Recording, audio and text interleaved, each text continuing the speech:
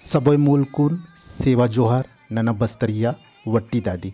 इस वीडियो में प्रत्यय गोंडी में परतोरिंग और इंग्लिश में सफिक्स के बारे में सीखेंगे। प्रत्यय को हम इस तरह से समझते हैं, किसी शब्द के अंत में जुड़कर उस मूल शब्द के अर्थ को बदल देता है।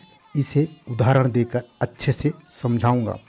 वीडियो शुरू से अंत तक ज़रूर देखें। नए व्यूअर्स हैं तो प्लीज़ मेरी चैनल को जल्दी से सब्सक्राइब कर लें। तो चलिए शुरू करते हैं। साथियों, शुरू करने से पहले मैं जो बता रहा हूँ उसे ध्यान से सुनिए। क्रिया के मूल धातु के आखिरी अक्षर को लोप करके या अवर्ण या उसकी ध्वनि को लोप करके ट प्रत्यय लगाने से बहुवचन शब्द या वाक्य बनते हैं। लोप को आप इस तरह से भी समझ सकते हैं, किसी चीज़ की विलुप्त होने की क्रिया या न रहने का भाव को लोप कहते हैं। अब मैं यहाँ जो बता रहा हूँ उसे ध्यान दीजिए। हन एक मूल धातु है। हन का हिंदी अनुवाद जा। अब हन में मैं टा प्रत्यय जोड़ दूंगा तो यह हंट बन गया और हंट एक बहुवचन शब्द है। अब मैं इसी से जुड़ता हुआ एक वाक्य बना रहा हूँ।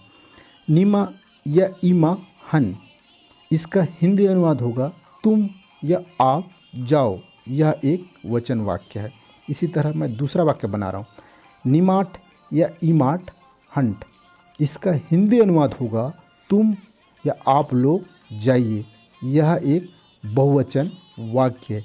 यहाँ पर मैं हन एक मूल शब्द है और उसका आखिरी अक्षर न को मैं लोप करके शब्द बनाया है। अब यहाँ देखिए, इन का हिंदी अनुवाद बोल। इस शब्द के आखिरी अक्षर को लोप करके मैं ट प्रत्यय लगाया तो एक शब्द बन गया इंट। यह एक बहुवचन शब्द है। अब मैं वाक्य बना रहा हूँ, उन वाक्यों को ध्यान दीजिए। निमा इन, इसका हिंदी अनुवाद तुम बोलो या तू बोल। यह एक वचन वाक्य है। यह उंडी बचन कड़ी याद। अब दूसरा वाक्य देखिए। निमाट इंट, इसका हिंदी अनुवाद होगा तुम लोग बोलिए।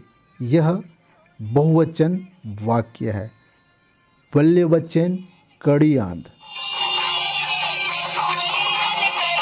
यहाँ देखिए पुन, इसका हिंदी अनुवाद जान या पहचान।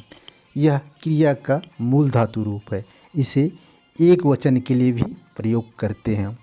इस शब्द के आखिरी अक्षर को लोप करके ट प्रत्यय लगाकर शब्द बनाऊंगा तो एक शब्द बन गया पुंट। यह बहुवचन शब्द। इसका हिंदी अनुवाद जानिए या पहचानिए। अब मैं पुन या पुंट से जुड़ता हुआ एक वाक्य बना रहा हूँ, उसे ध्यान दीजिए। निमा पुन, इसका हिंदी अनुवाद तू जान। यह एक वचन वाक्य। अब मैं पुंट से जुड़ता हुआ वाक्य बना रहा हूँ। निमाट या इमाट पुंट, इसका हिंदी अनुवाद तुम लोग जानिए। यह एक बहुवचन वाक्य है। उसी तरह इसे भी समझिए। वाम या वाय का हिंदी अनुवाद आ। इस शब्द का आखिरी अक्षर को लोप करके मैं ट प्रत्यय लगाकर एक शब्द बनाया, वह शब्द वाम्ट। अब वाम्ट को हम हिंदी में आओ या आइए। अब मैं वाम या वाम से जुड़ता हुआ वाक्य बना रहा हूँ। निमा वाम या वाय को हिंदी में कहेंगे तुम आओ। यह एक वचन वाक्य है। अब मैं बहुवचन वाक्य बनाकर बता रहा हूँ।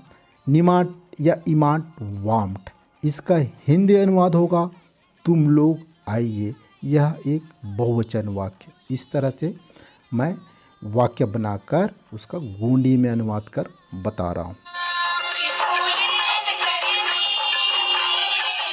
यहाँ देखिए, तीन यह एक क्रिया के मूल धातु एवं एक वचन शब्द भी है। इसका हिंदी अनुवाद खा। इस शब्द के आखिरी अक्षर को लोप करके ट प्रत्यय लगाकर मैं एक शब्द बनाया, वह शब्द तिंट। इसका हिंदी अनुवाद खाओ या खाइए, यह बहुवचन के लिए प्रयोग करते हैं। अब मैं तीन या तीन से जुड़ा हुआ वाक्य बना रहा हूँ। निमा तीन का हिंदी अनुवाद तुम खाओ। इसको हम इस तरह से बोल सकते हैं, निमा गाटो तीन। इसका हिंदी अनुवाद तुम खाना खाओ। यह एक वचन वाक्य है। अब मैं बहुवचन वाक्य बना रहा हूँ। निमाट तिंट, इसका हिंदी अनुवाद तुम लोग खाइए। यह एक बहुवचन वाक्य है। आप लोगों को भी क्रिया के मूल धातु इस तरह के जो कई शब्द हैं उनको इसी तरह ट प्रत्यय लगाकर शब्द बनाइए, उसको वाक्य बनाकर गोंडी में अनुवाद करिए और अभ्यास करिए। साथियों, यह वीडियो पसंद आया तो लाइक एंड सब्सक्राइब ज़रूर करिए। तब तक के लिए बस्तरिया वट्टी दादी की ओर से आप सभी को वल्लेंडे वल्लेंडे, सेवा जोहार, सेवा सेवा।